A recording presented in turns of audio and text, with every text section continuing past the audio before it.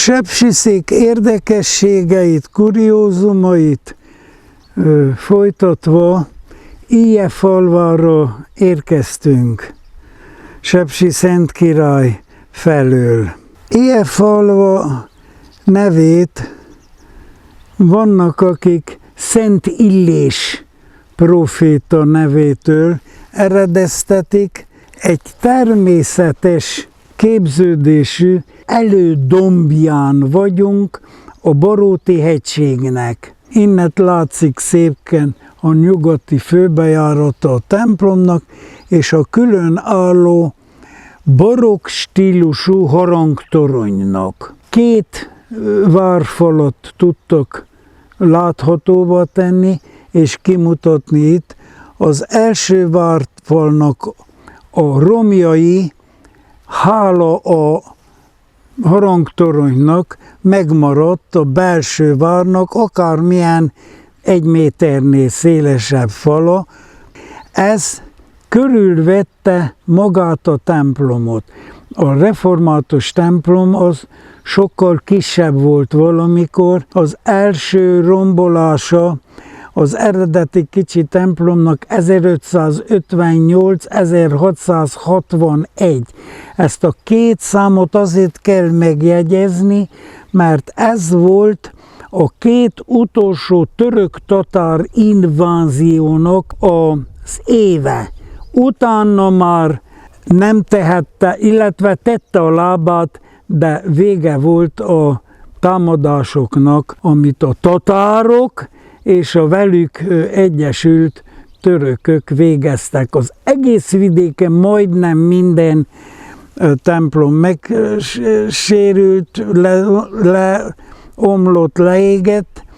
Ez is csak később, 18. század végén épült a református templom. Na most ezt a külső várat, melyiknek a belső felén ugyanolyan falvastagsággal, ezt a külső várat később a 16. század végén, valószínű a 17. századra is elnyúlott, egy 5 bástyával rendelkező vár vette körül, amit nyilván a népes Illyefalva hívei adtak össze, hordták össze. Ez a vár 1661 óta omladozott, amikor az 1989-es rendszerváltás után főtiszteletű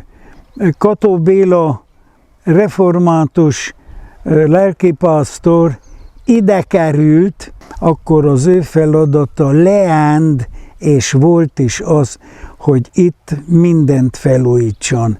Kezdték természetesen a templommal, ami teljesen fel van építve, utána pedig a harangtoronnyal, aminek az alsó része, főlegészen a harangokig az eredet és két oldalról tartja nagyon a belső várfal, a tetejét viszont a barokkorba, a 18. század végén hagymasisakos barokk tornya van, gömb alakú barokk tornya, a tetejében pedig a betlehemi csillagot jelképező dísz a villámhárítóval együtt. Kató Béla volt tiszteletes úrnak sikerült felújítania, sőt újraépítenie az egyik bástyát is. A 19. század folyamán felépített vártemplom épülete tulajdonképpen csak korszerűsítésen és megerősítésen ment keresztül.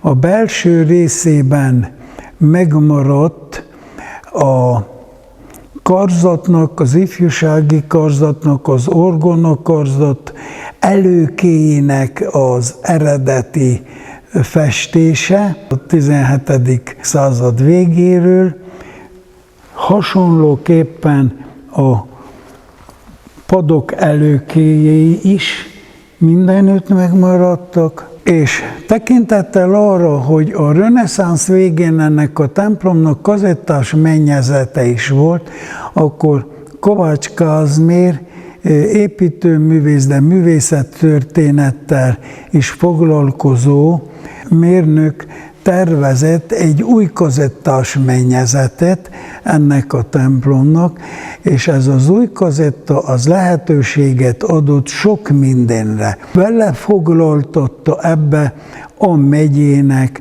a református egyházkerületnek, a falunak a címereit is, tehát egy történelmi, úgymond macskakörömbe, levegőbe helyezte bele az új kazettákat, igen szépen, és ebbe természetesen helyet kapott a felsorolt kazettákon kívül, például többek között a Székely Nemzetnek a címere is, vagy éppen a Székely Mikónak, vagy egy-egy jeles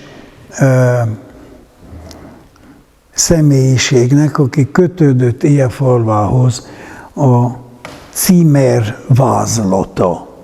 Megmaradt az eredeti papi székje, a harangjai az elmúlt század végén sokat szenvedtek, több el is pusztult, újra is öntötték, Kádár Gyulától elkezdve majdnem minden lelkész az ő idejében történt eseményekkel kibővítette a templomnak a történetét.